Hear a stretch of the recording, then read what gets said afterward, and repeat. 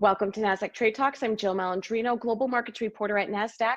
Adam Goodyer, founder and CEO of Realife Tech, joins me to discuss the fallout to live entertainment and events as a result of COVID-19 and what it may look like on the other side of the pandemic. Adam, welcome to Trade Talks.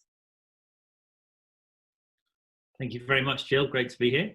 All right, you got it. And I read a stat, Adam. According to Statista, global live music revenue in 2021 was expected to reach $29.7 billion. However, that survey was published February 17th, 2020, so clearly that has changed. On the plus side, virtual events democratizes that experience for fans who may not be able to afford or can even travel, but in the same token, it displaces a whole ecosystem of workers, doesn't it? Yes, it does. And there's been a huge and catastrophic effect on the events market globally from COVID-19.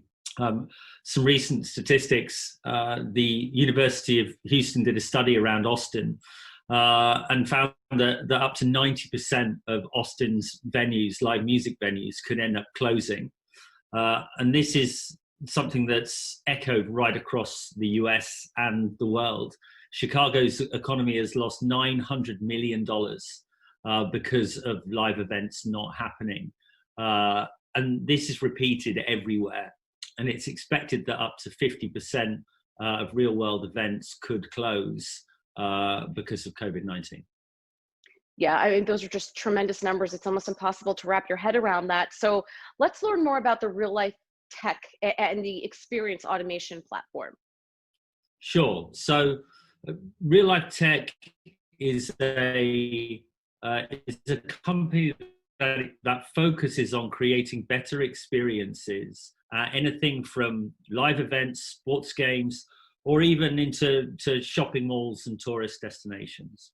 Our focus is on utilizing the data that exists in and around these events, so everything that fans will use and interact with, tickets, mobile apps, websites, social channels, and bringing that together to create a personalized experience for each and every fan.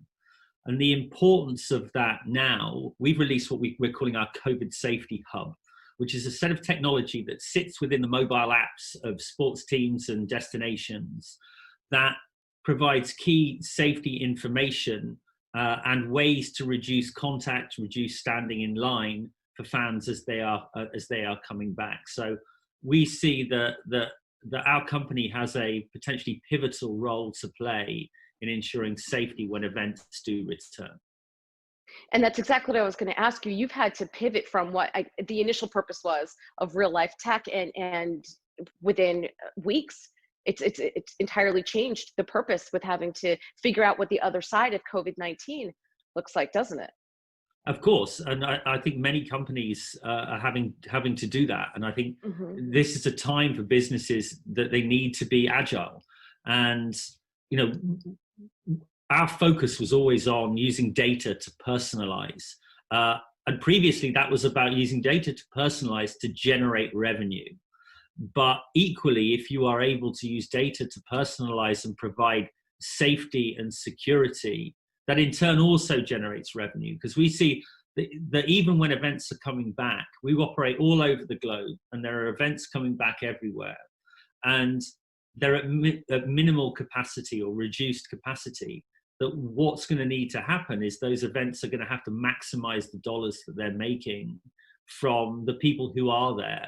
And that's where this type of data personalization, why mobile, why cashless is going to be so important.